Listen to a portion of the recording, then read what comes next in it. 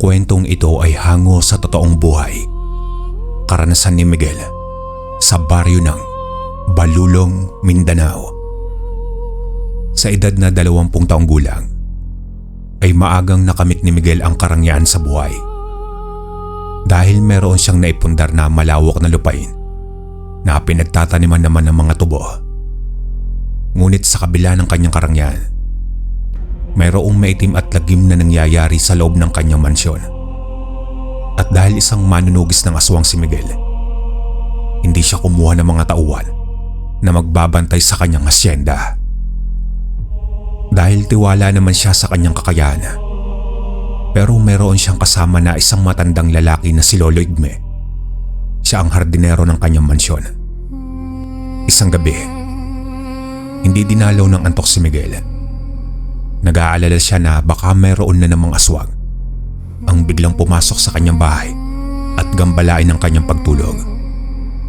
Bukod sa pagpasok ng aswang sa kanyang mansyon, nagnanakaw rin ang mga ito. O minsan, pinagtangkaan pa ang buhay ng kanyang ama na wala namang kakayahang ipagtanggol ang sarili dahil sa kalagayan nito. Isang lumpo si Mang Ruel at nakakulong sa upo ang may gulong. Lingid kasi sa kaalaman ng lahat. Hindi siya naglalagay ng pera sa bangko. Sa mansyon niya lang inilalagak ang kanyang mga ari-arian at salapi na pinag-interesan naman ng mga aswang na kawatan. Kaya naman nagpasya si Miguel na maglibot-libot sa paligid ng kanyang mansyon upang bantayan na rin ang nangyayari sa paligid. Ngunit bigla siyang kinabahan nang makita ang gumagalaw na halaman. Nagtago si Miguel sa likod ng pader at pinanood kung anong klaseng nilalang ang nasa halamanan. Maya-maya pa ay napansin ni Miguel na mayroong tumayo mula roon. Isang matandang lalaki at nakilala niya iyon na si Lolo Igme. Teka, ano kayang ginagawa ni Lolo Igme sa ganitong oras ng gabi? Tsaka bakit kung kailang gabing-gabi na saka pa siya nagdudukal ng lupa? Sobra naman yata ang kanyang sipag. Saglit na napaisip si Miguel. Kaya nilapitan niya si Lolo Igme. Dahil abala ito sa ginagawa, bahagya itong nagulat nang makita siya. Ay, Diyos ko namang batang are! Bakit naman bigla-bigla kang sumusulpot, ha Miguel? Muntik nang humiwalay ang kaluluwa ko sa katawan Ano po ba kasing ginagawa niyo dyan? Akala ko nga po kung sino kayo. Mabuti na lang at agad ko kayong nakilala. May hinahanap lang naman ako. Bakit naman po kung kailang gabing-gabi na, saka po kayo naghahanap? Ano po ba ang hinahanap niyo, ha Lolo Igme? Ay nako, pasensya ka na. Nakalimutan ko kasi kung saan ko nailagay yung itak kanina Dito ko lang naman yun naiwan. Oh, nandito lang naman po yung itak nyo. Bakit kailangan nyo pang magdukal ng lupa? Bukod kasi sa itak ko, Miguel, naiwala ko rin yung mahalaga kong singsing. Bigay pa iyon sa akin ng aking apo na si Isagani Dito lang naman ako nagdukal ng lupa kahapon. Ganun po ba? Tulungan ko na po kayo, Lolo Igme. Nako, iho. Wag na, ano ka ba? Wag mo na akong alalahanin. Kaya ko na itong mag-isa. Pero malabo na po ang mga mata nyo. Tsaka gabi na, wala po kayong dalang gasera. Ay, oo nga pala. Nakalimutan ko na rin Pasensya ka na, Miguel ha. Tumatanda na yata talaga ako. Ayos lang po yun. Tulungan ko na lamang po kayo para naman mahanap nyo kagad ang singsing. Akma na sanang tutulungan ni Miguel ang matanda nang bigla silang nakarinig ng kalabog mula sa loob ng mansyon. Kasunod ng malakas na pag-angil nito na para bang nauulol na aso. Nagkatinginan silang dalawa ni Lolo Igme at mabilis na tumakbo papasok ng mansyon. Ngunit pagdating nila sa loob ng mansyon, biglang tumahimik ang paligid. Siya rin namang paglabas ng kanyang ama mula sa loob ng kwarto nito. Ano bang ingay yon ha? Ikaw ba yon ha, Miguel? Hindi po, Itay. Nasa labas po kami ni Lolo Igme nang marinig namin ng malakas na kalabog mula dito sa loob. Sa tingin ko po, mayroon na namang nakapasok na aswang. Nararamdaman ko po ang pag-init ng aking kwintas. Magsasalita pa sana si Miguel nang biglang lumiwanag ang kanyang paningin. Indikasyong may nilalang na nakapasok sa loob ng kanyang bahay. Maya-maya pa, biglang lumitaw ang nakakatakot na nilalang. Mukha siyang kambing na paatras kung maglakad. Umaangil siya at tumutulo ang malapot niyang laway. Lumitaw ang kanyang mahabang pangil, kasunod ng paglukso ng sigbin para atakihin ang kanyang ama. Mabilis na kumilos si Miguel. Lumukso siya at sinalubong ng suntok ang aswang. Tinamaan niya ito sa leeg, kaya naman bumagsak ito sa may sahig. Nang makahanap siya ng pagkakataon, itinulak niya ang kanyang ama at mabilis niyang hinugot ang kanyang latigo. Miguel, mag-iingat ka! Lolo Igme, ilayo niyo na po rito si tatay. Sa muling pagbangon ng aswang para atakihin si Miguel, sinalubong niya ito ng hampas ng latigo. Tumama ayon sa dibdib ng sigbin, kaya't muli itong bumagsak sa may sahig. Nilapitan niya ito at sinakal gamit ang tali ng latigo. Kitang-kita niya ang pagliwanag ng kanyang sandata na tanging siya lamang ang nakakakita. Sinunog nito ang katawan ng aswang hanggang sa maging abo ito. Nangihina na napatayo si Miguel at napatingin sa gawin ng kanyang ama. Bumukas ang galit sa mukha nito. Miguel, paanong nakapasok ang sigbin na yan? Hindi ko nga rin po alam, Tay. Para bang tinaon niya na nasa labas ako kasama si Lolo Igme. Kaya siguro hindi ako makatulog kanina dahil may aswang na naman palang nakapasok dito sa mansyon. Hindi iyon ang ipinupunto ko. Kung hindi kayo lumabas kanina, marahil hindi nakapasok ang aswang na yan. Ang bihira. Ano bang klaseng kapabayan ang ginagawa nyo, ha? Lalo na kayo, Lolo Igme. Alam nyo naman na delikado kapag gabi na. Bakit naman nasa labas pa kayo? Tay, wag niyo naman pong pagalitan si Lolo Igme. May nawala po kasi sa kanya, kaya siya nasa labas kanina. Pasensya ka na, Ruel. Akala ko kasi wala nang aswang na magtatangkang pumasok sa mansyon. Ay nako, sinasabi ko naman sa inyo na palagi niyong iingatan ng mansyon. Nakita niyo na ang nangyari. Nakapasok tuloy ang aswang na yan. Tay, tama na po. Wala namang may gusto sa mga nangyari. Hayaan niyo po at hindi na mauulit. Abay dapat lang, muntik na ako doon. Alam niyo naman ang kalagayan ko, di ba? Isa pa, mukha yatang napapadalas na ang pagpasok ng mga aswang sa loob ng mansyon. Napapansin ko nga rin po, Tay. Siguro ay mas kailangan ko nang maghanap ng mga tauhan na magbabantay sa mansyon. Hindi pwede, anak. Hindi natin kailangan na may magbantay na ibang tao sa mansyon natin. Ang mabuti pa siguro, umalis na lang tayo rito. Ipagbili mo na lang ang hasyenda. Itay, hindi pwede. Alam niyo naman po na maraming manggagawa ang mawawala ng trabaho kapag umalis ako. Tsaka isa pa, napamahal na po sa akin ang hasyenda. Sus, wala tayong kinalaman sa buhay nila. Minsan na rin akong naging tanga sa pagtulong sa kanila. Tignan mo naman kung anong naging kapalit sa aking kabutihang ipinakita sa kanila, di ba? Nang mawala ang aking kayamanan, itinuring nila akong parang basahan. Walang silbi at walang kwenta. Kahit nung inatake ako ng aswang, hinayaan nila akong masaktan, kaya nalumpo ko. At ngayon na ikaw naman ang nakakaangat, ikaw naman ang gusto nilang pabagsakin. Tay, nakalipas na po yun. Ang mahalaga po ay ang ngayon. Ay nako Miguel, kahit kailan ka talaga. Ang gusto mo pa rin ang nasusunod. Bahala ka na nga. Tay, hindi naman po sa ganon.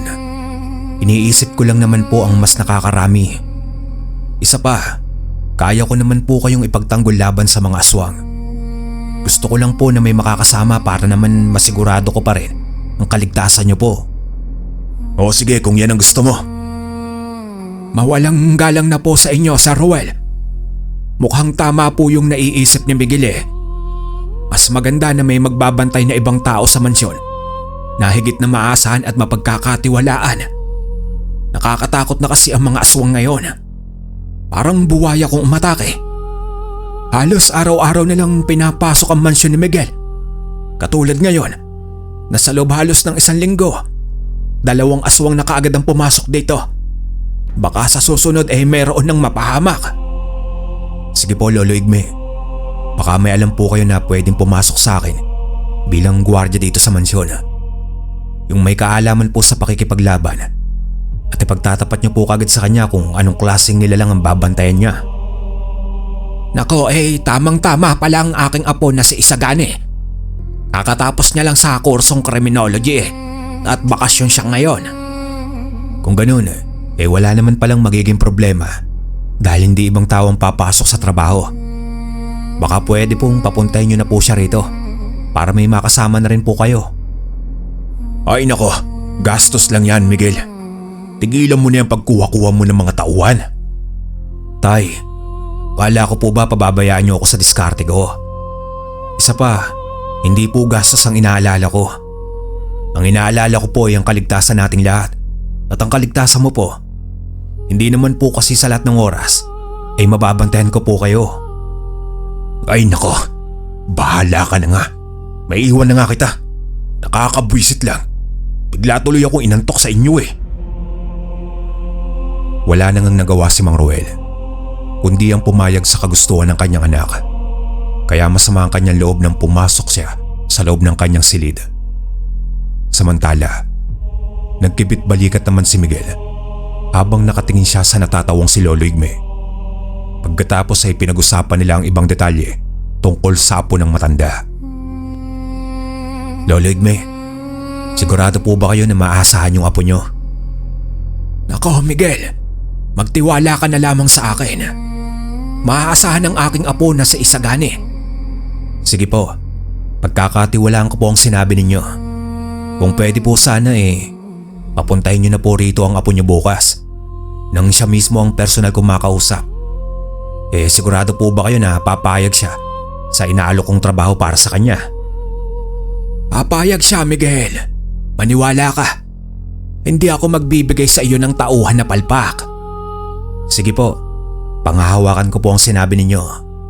Pero kung sakali man po na hindi siya pumayag, umuwi kayo kagad at ako na lang ang maghahanap ng tao para sa trabaho. Sige Miguel, magpapahinga na rin ako at maaga pa akong aalis bukas. Pagkatapos nila mag-usap, ay pumasok na sa loob ng kanyang silid si Lolo Igme. Naiwan si Miguel na siniguradong nakasarado ang pintuan at mga bintana. Kinabukasan ay hindi na naabutan ni Miguel si Lolo Igme dahil nakaalis na ito. Kaya naman bumisita muna siya sa taniman ng kanyang tubo. Ngunit nagulat siya sa kanyang nadatnan. Marami ang nagkakagulong mga tao at nagkalat sa lupa ang laman loob ng tao. May mga pulis din na naroon sa lugar. Maya-maya pa ay may lumapit sa kanyang mga pulis at tinanong siya ng ilang mga bagay tungkol sa biktima. Nalaman niya na biktima pala ito ng mabangis na hayop ayon daw sa nakakita. Pero alam niya na hindi iyon isang ordinaryong hayop, kundi isang mabangis na aswang na sigbin. Umugot siya ng malalim na hininga. Pagkatapos ay nilapitan niya ang pamilya ng biktima. Kaagad siya nagbigay ng tulong pinansyal at sinagot din ang kakailanganin nito sa libing. Sobra naman ang pasasalamat ng asawa ng biktima sa kanya. Nang bumalik siya sa bahay, ay nadatnan niya ang kanyang ama na nagdidilig ng mga halaman. Hindi niya ipinaalam dito kung ano ang mga nangyari sa kanyang taniman ng tubo. Diretso sana siyang papasok ng mansyon, pero tinawag siya ng kanyang ama. Miguel, hindi mo dapat kaawaan ng biktimang yon. Ano po? Alam niyo po ang nangyari kanina sa taniman ng tubo? Lumpo lang ako Miguel, hindi ako bingi. Alam ko ang nangyayari sa aking paligid. Isa pa, hindi siya tao. Isa siyang aswang na sigbin. Sa tingin ko, mayroong pumatay sa kanya. Isang manunugis ng aswang. Magsasalita pa sana si Miguel, pero biglang tumunog ang doorbell ng gate. Kaya naman napatingin siya sa gawin ng tarangkahan. Nilapitan niya iyon at binuksan ang gate. Tumambad sa kanyang paningin ng isang gwapong binata kasama si Lolo Igme. Miguel! Siya si Isagani, ang aking apo. Matangkad ka pala at mukhang bagay sa'yo ang magiging trabaho mo. Halika, pasok tayo. Salamat naman. Handa akong magtrabaho ng maayos sa'yo, Sir Miguel. Huwag mo na akong tawaging Sir Isagani. Masyado namang formal. Turing mo akong kaibigan dahil halos magkasing edad lang naman tayo. Sige, Miguel. Siya nga pala, naipaliwanag na ba sa'yo ni Lolo Igme ang magiging patakaran sa trabaho mo? Oo, alam ko na ang klase ng lugar na ito. Malaki pala ang mansyon. Sa tingin ko, hindi kakayanin kung mag-isa lang talaga ang magbabantay. Kung gusto mo, Miguel, maglalagay ako ng mga patibong sa paligid ng mansyon, pangontra para sa mga aswang. Maganda nga ang nais mong gawin. Lihim na natuwa si Miguel sa suhestyon na iyon ni Isagani dahil hindi niya naisip ang bagay na iyon. Kaya naman napanatag ang kanyang loob na alisto ang binata. Total, may alam ka na pala sa mga ganyan. Makakaasa ako na magagawa mo ng maayos ang trabaho mo. Lolo Igme, ayos po itong si Isagani. Marami pong salamat sa pagrekomenda sa kanya. Sinasabi ko naman sa iyo, Miguel, hindi ako mapapahiya. Hindi ako masisira sa taong ibibigay ko sa iyo. Maraming salamat po, Lolo Miguel. Sige po, kailangan ko nang pumasok sa loob ng mansyon. Kayo na po ang bahalang magatid sa magiging silid niya. Sige, Miguel. Maraming salamat din sa iyo. Isagani, halika na para makapagpahinga ka na muna sa magiging kwarto mo. Pagkatapos magpaalam ni Miguel sa maglolo, pumasok na siya sa loob ng mansyon. Nadatnan naman niya ang kanyang ama na nakaupo sa wheelchair habang naghihintay sa kanya. Hindi niya namalaya na pumasok ito sa loob ng bahay. Nakakunot ang noo nito at bakas sa mukha nito ang galit. Nariyan na pala ang apo ni Tatay Igme. Talagang hindi ka nagpapigil sa pagkuha ng gwardya sa mansyon, ano? Tay, pagtatalunan pa ba natin ito? Nandito na si Isagani at wala na kayong magagawa. Sana lang, Miguel, hindi mo pagsisiyan ang pagkuha sa kanya. Mas magsisisi po ako kung wala akong ginawa para sa inyo at hinayaan ko na mapahama kayo. Sinasabi ko naman sa iyo, Miguel, tigilan mo na ang pagkuha sa mga taong hindi mo naman masyadong nakikilala. Kagaya ni Lolo Igme, nalaman ko na lang na tinanggap mo na siya bilang hardinero. Sa edad ba naman niyang 60 taong gulang ay tinanggap mo pa rin siya. Wala rin akong nagawa, hindi ba? Kaya sana naman, pakinggan mo naman ako, anak. Tay, kahit ngayon lang, pagbigyan niyo na po ako. Kayo lang naman po ang iniisip ko eh. Ikaw lang din ang inaalala ko. Wala akong tiwala sa kanila, kaya palayasin mo na sila, anak. Itay, maasahan naman po si Lolo Igme. Isa pa, mas maganda po siyang kausap kaysa sa mga bata at kasing edad ko. Tsaka huwag niyo pong sabihin yun. Narito na po yung apo niya. Kaya sana naman, huwag niyo pong babanggitin sa akin ang bagay na yan. Baka po marinig nila kayo. Ay nako, wala na nga akong masabi sa'yo. Basta wala akong tiwala sa dalawang yan. Itay, bakit hindi niyo po pagkatiwalaan ang nararamdaman ko para sa kanila? Mabuti silang tao at wala po akong nakikitang masama sa kanilang ginagawa. Isa pa, subok ko na po ang katapatan ni Lolo Igme. Hindi po ba't siya ang nagligtas sa inyo laban sa aswang na muntik nang umatake sa inyo? Pero anak, kadalasan sa mga kawatan, kinukuha muna nila ang loob ng may-ari bago nila ito bibiktimahin. Pero kung ayaw mong maniwala sa akin, wala na akong magagawa pa. Siguro naman, nakikita mo itong nangyari sa akin. Minsan na rin ako nagtiwala at napahamak ng dahil sa mga taong pinagkatiwalaan ko. Pero iba na po ang sitwasyon ngayon. Iba po sila. Bahala ka na nga sa buhay mo. Pinapaalalahanan lamang kita bilang ama mo. Ayaw kong mangyari sa iyo ang nangyari sa akin. Tay, huwag niyo na pong balikan ng nakaraan. Ang mahalaga po ay ngayon. Sige na po, papasok na po ako sa loob ng aking kwarto at hindi po ako nakatulog na maayos kagabi. Magpapahinga po muna ako. Kayo na pong bahala sa kanila. Ganyan ka naman kapag pinapagalitan. Umiiwas. Hindi na hinintay ni Miguel ang iba pang sasabihin ng kanyang ama. Mabilis na siyang pumasok sa loob ng kanyang kwarto. Naging maganda naman ang unang araw ng pamamasukan ni Isagani sa mansyon ni Miguel. Ngunit imbis na kumonti ang aswang na pumapasok sa kanyang mansyon, mas lalong dumami. Kaya't hindi maiwasan ni Miguel ang hindi magalit. Kaya isang araw ay kinausap na niya si Lolo Igme. Lolo Igme, akala ko po ba'y maaasahan itong si Isagani? Bakit naman may nakakalusot pa rin na mga sigbin sa pamamahay ko? Nakuha ang mga alas ko na matagal ko nang pinag-ipunan. Pasensya ka na, Miguel. Magagaling na talaga ngayon ang mga aswang. Alam na nila kung kailan aatake. Isa pa, kabisado na nila ang pasikot-sikot sa mansyon mo. Akala ko po ba may inilagay si Isagani ng mga patibong kontra sa mga aswang? Marahil ay iba na talaga ang kakayahan ng mga aswang. Kaya na nilang labanan ang mga pangontra. Hindi ko na po alam kung ano ang iisipin ko. Nakakapasok pa rin ang dalawang sigbin na yun. Hindi ko rin po alam kung bakit si tatay ang pinupuntirya nila. Hindi na ako makakapahig na maulit pa ito. Kahit kami, Isagani, nagtataka na rin sa lugar na ito. Kung kailan may bantay, saka naman sila umaatake. Para bang nananadya. Isa pa, bakit kaya palaging si Ruel ang inaatake nila? Ano kaya ang meron sa iyong ama? Hindi ko po iniisip kung anong meron sa aking ama. Ang iniisip ko po ngayon, kung paano kong poprotektahan si tatay. Hindi na ako maghihintay na umatake sila sa bahay. Kung laban ang gusto nila, ibibigay ko yun sa kanila. Teka, anong ibig mong sabihin? Tutugisin ko po sila, Lolo Igme. Inubos nila ang pasensya ko.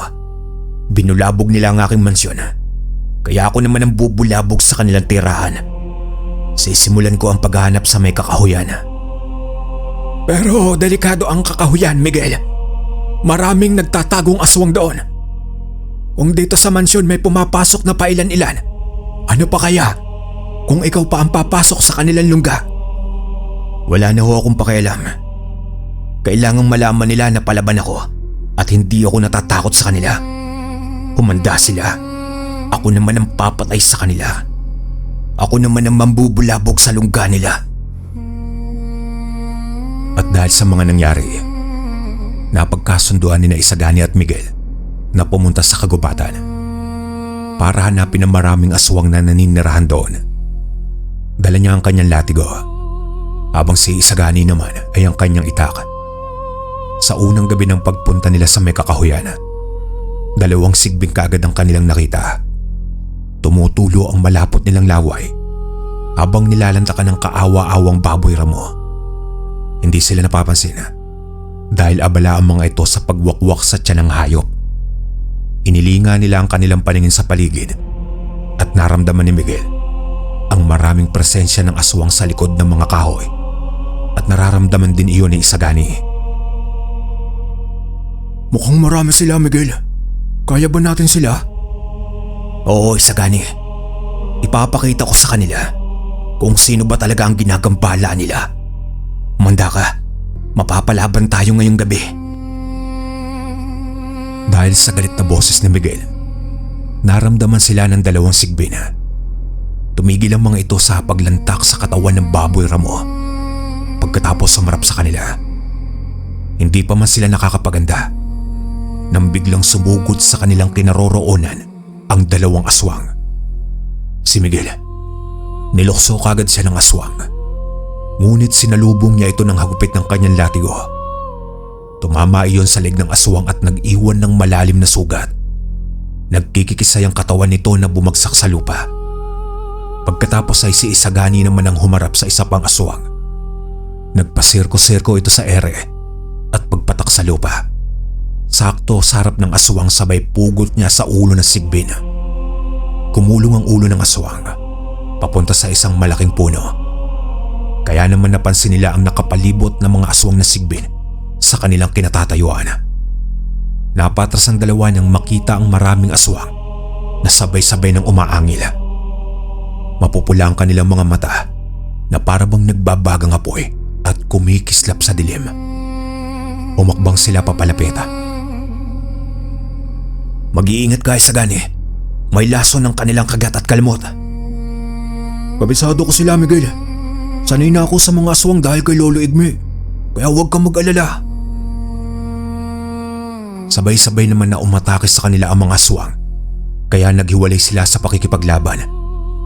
Para silang nilalanggam sa dami ng mga aswang na umaatake sa kanila. Maya-maya pa, biglang nagliwanag ang suot na kwintas ni Miguel. Kaya't nasilaw ang mga aswang at kanya-kanya silang atras papalayo. Kaya lang, naging maagap sina Isagani at Miguel. Bago pa makatakas sa mga aswang, napuluputan na niya ng latigo ang leeg ng aswang. Habang si Isagani naman ay panay ang pagtaga niya sa leeg ng mga kalaban. Bawat tamaan naman ng sandata ni Miguel ay nasusunog ang katawan ng mga aswang. Pagkatapos ng labanan, napatay nilang lahat ang mga sigbin.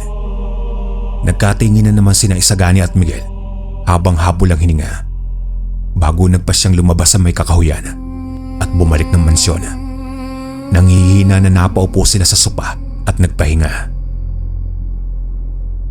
Hindi ko inaasahan na ganong karaming aswang ang nagtatago sa may kakahuyan.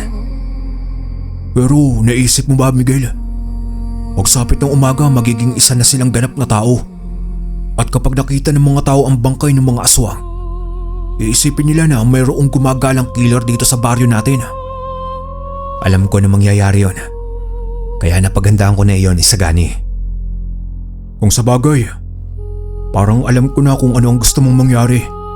Gusto mong takutin ng mga aswang para hindi ka na nila guluhin. Tama ka. Isa pa, nag-aalala ako sa kaligtasan ni tatay. Hindi ko alam kung bakit parati siyang inaatake ng mga aswang. Ang mga sigbing kasi ay mahilig sa mga taong may sakit at may kapansanan.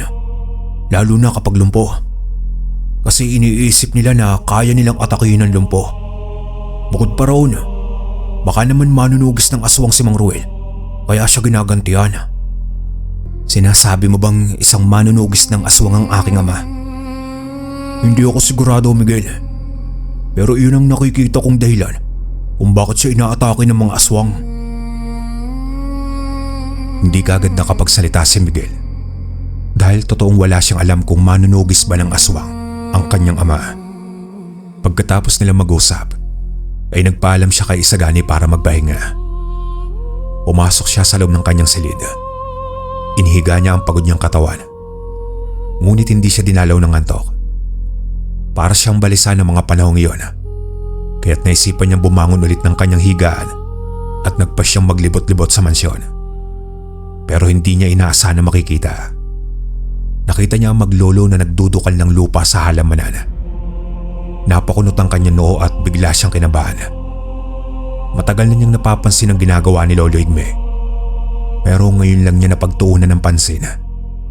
Hindi naman palaging may nawawala. Kaya nagbantay pa siya roon at nagkubli sa likod ng pader habang pinapanood ang ginagawa ng dalawa. Bilisan mo na sa paghukay, Isagani. Baka gising pa ang mga amo natin. Maabutan pa nila tayo. Mabilis na po ito, Lolo. Isa pa, saan nyo ba naiwala ang singsing, ha? Hindi na iyon importante. Ang mahalaga matapos na itong ginagawa natin. Dahil sa kanya narinig, iniisip ni Miguel na baka nagkakamali lang siya sa kanyang iniisip. Kaya naman nagpasya siyang bumalik sa loob ng mansyon. Pero nadatnan niya ang kanyang ama na nakaupo sa wheelchair at nakatingin sa kanya. O ano, nakita mo rin ba? Gabi-gabi ko silang nakikita na palaging nagdudukal ng lupa sa halamanan. Siguro naman magbabago na ang pagtingin mo sa dalawang iyan. Isa pa, hindi ka ba nagtataka? Simula nang dumating sila sa mansyon, maraming sanggol na ang nawawala at mas dumami ang aswang na pumapasok sa loob ng bahay natin. Tay, magsisimula na naman po ba kayo ng hinala nyo? Narinig ko na kanina, hinahanap nila ang singsing. Yun lang ang narinig ko at wala silang kahina-hinalang kinikilos. Kaya pwede po ba, huwag niyo silang paratangan ng kung ano-ano. Singsing baka mo ha? Naghahanap ng singsing sa ganitong oras ng gabi? Ano po bang gusto niyong tukuyin ni Tay? Ano po ba sa palagay ninyo ang ginagawa nila? Bakit hindi mo alamin? Total hindi ka naman naniniwala sa mga sinasabi ko. Maraming beses ko nang gustong lapitan ng maglolo na yon. Sa tuwing nahuhuli ko silang nagdudukal ng lupa. Hindi naman ako makalapit dahil sa kalagayan ko. Pero kakaiba ang nararamdaman ko sa kanila. Sinasabi niyo po ba na hukayin ko ang lupa na madalas nilang dinudukal? Oo, Miguel anak. Para sa ikatatahimik ng kalooban ko. Tsaka kapag wala naman tayong makikitang kakaiba sa kanila, pangako, hindi ko na sila paghihinalaan.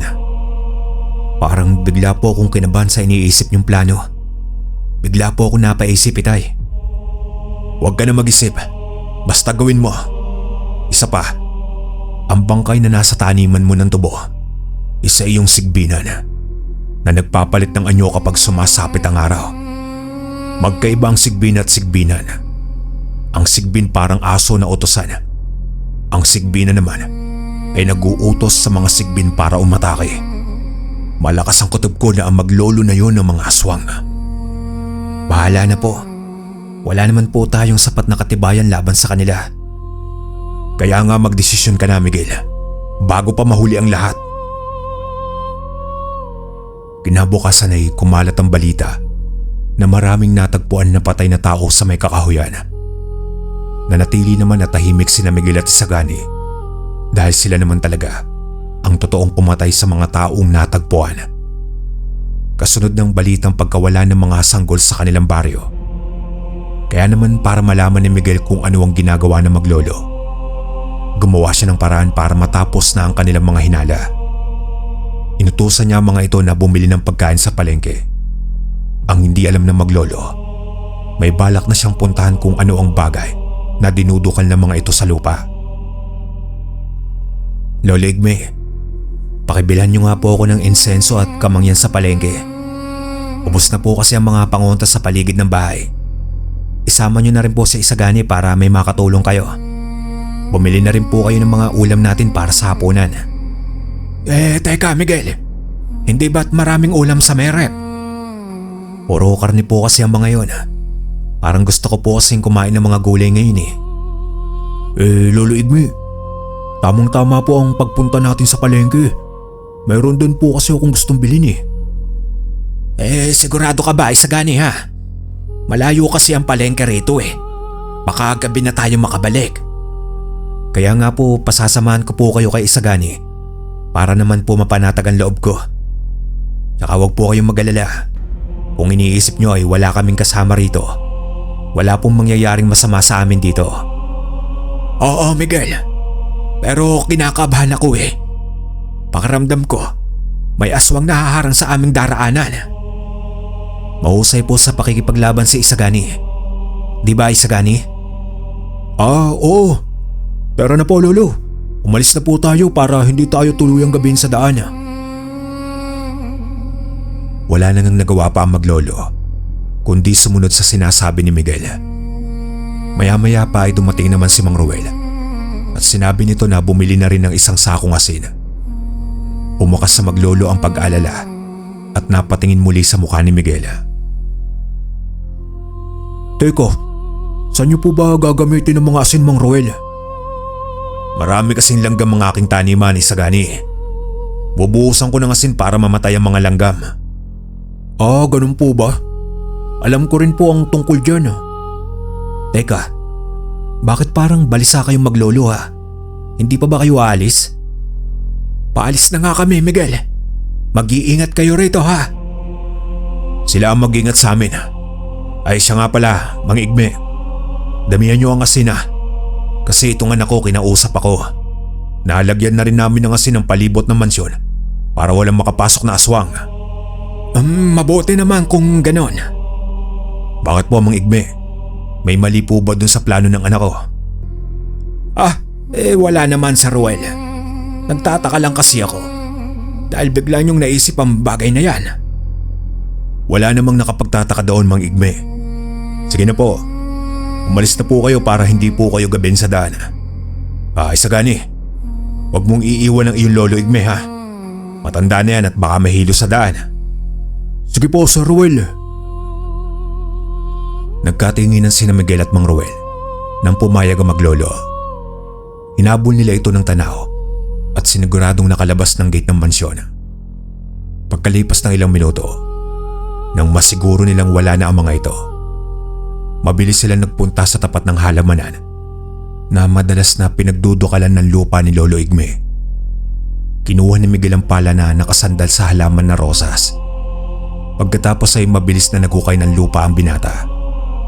Pagkalipas ng ilang minutong paghukay, tumambad sa kanilang paningin ang maraming kulay itim na plastik. Nakatali ang mga iyon ngunit umaalingasaw na ang amoy ng nabubulok na laman. Dali-dali nilang inilabas ang plastik at wala silang imikan na inalis ang tali ng plastik. Ganun na lang ang panlalaki ng kanilang mga mata nang tumambad sa kanilang paningin ang maraming buto ng sanggol. Mayroong panasariwa, halatang bago lang ang katawan na iyon. Inilabas nila ang bangkay at umabot iyon ng halos 5 sanggol. Maliban pa sa mga kalansay na matagal nang nakabaon sa lupa. At dahil sa mga nakita, dinukal nila ang lahat ng palibot ng halamanan. Tumambad sa kanilang paningin ang maraming bangkay ng mga sanggol. Nagsilbi yung libingan ng mga patay. Sinasabi ko na nga ba at hindi sila mapagkakatiwalaan, anak. Kailangan natin maganda. Paghahandaan natin ng mga aswang na yun. Wala tayong kaalam-alam na nasa loob lang pala ng mansyon ang ating kalaban. Patawad po, Itay. Hindi po agad ako naniwala sa inyo. Wala nang oras para sa pag-uusap tungkol dyan. Kailangan mo maganda, anak. Isang mabangis at delikadong aswang ang kalaban natin. Magsasalita pa sana si Mang Ruel, ngunit may nakita itong singsing sa lupang dinukalan nila. Teka, parang pamilyar sa akin ang singsing na ito ah. Ito ang singsing ng aswang na pumilay sa akin. Teka, nabanggit po ni Lolo Igme ang tungkol sa singsing. Sabi niya, may singsing daw siyang nawawala dito sa halamanan. Kung ganun, si Mang Igme pala ang nanlumpo sa akin. Siya ang aswang na umatake sa akin noon. Dahil sa mga natuklasan na mag-ama, pinagandaan nila ang pagdating ng maglolo. Gabi na nang dumating ang mga ito. Napansin kagad ni Miguel na nahahalata ng mga ito ang kilos nila. Kaya mas lalo siyang naging alerto sa paligid. Teka, bakit ganyan ang tingin niyo sa amin? Miguel at Ruel, may problema ba? Sandali lang, may nangyari ba habang wala kami? Wala naman. Kaya lang, isang mahalagang bagay ang aming natuklasan kaninang umaga. At ngayong gabi na, ahatulan namin ng mga aswang na yon. Nagpapanggap silang mabuting tao, pero bistado ko na sila. Teka, Ruel, may nahuli kayong mga aswang. Nasaan sila? Narito sila, Lolo Igme. 2 nga eh. Kaya lang ang galing-galing nila magpanggap. Biruin nyo, hindi sila nararamdaman ng kapangyarihan ng aking anak. Dahil alam nila ang kontra sa mutya ng kamugamo. Mang Ruel, sino po ba ang tinutukoy ninyo? Sino pa ba, Isagani? Eh di kayong 2. Sige nga, ibuhos nyo sa katawan ninyo ang asin. Napatras ang maglolo at nagkatinginan. Binitiwan nila ang asin at gulay. Kasama na rin ang insenso at kamangyan. Pagkatapos, bigla silang nagpalit ng anyo at umangil ng malakas. Mula sa gate, pumasok ang maraming sigbin. Pinaghandaan din pala sila ng mga aswang. Alam na namin na natuklasan nyo na ang aming pagkatao. Kaya huwag kayong magsaya dahil itutuloy ko na ang pagpatay sa inyo. Para kami na ang magmay-ari ng mansyon na ito. Si Isagani naman ay unti-unting tumubo ang pangil sa kanyang bibig. Umaba rin ang kanyang mga kuko at iyon ang tunay na itsura ng isang sigbinan. Nang tuluyang makapasok ang alagad ng maglolo, umanay ang mga ito sa kanilang harapan. Si Mang Ruel na hindi nagpakita ng takot ay nakahanda rin para lumabang gamit ang itak. Samantalang si Miguel naman ay iniampas niya sa lupa ang latigo. Inatake kaagad sila ng mga aswang at nagpambuno sa loob ng bakuran.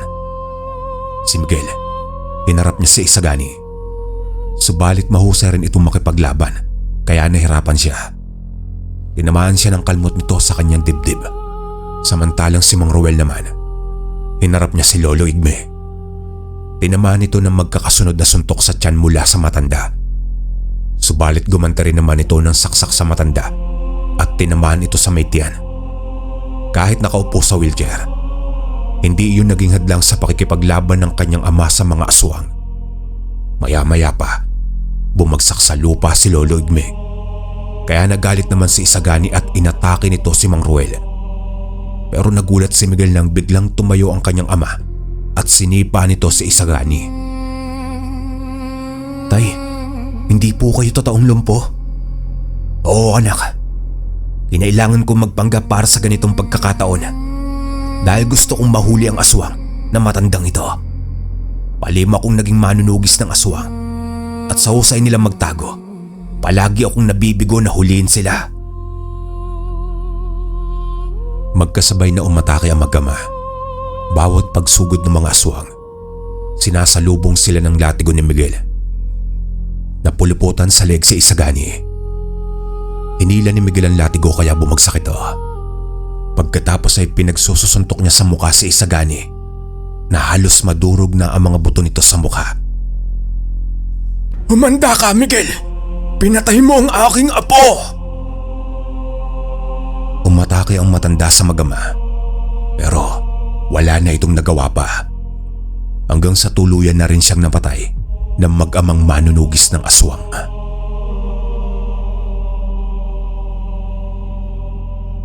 Hindi makapaniwala si Miguel sa kanyang mga natuklasan. Pero dahil sa ginawang iyon ng kanyang ama, nabigyan ng hustisya ang nangyari sa mga sanggol. Hanggang dito na lang po ang aking kwento mga kalakbay. Maraming salamat.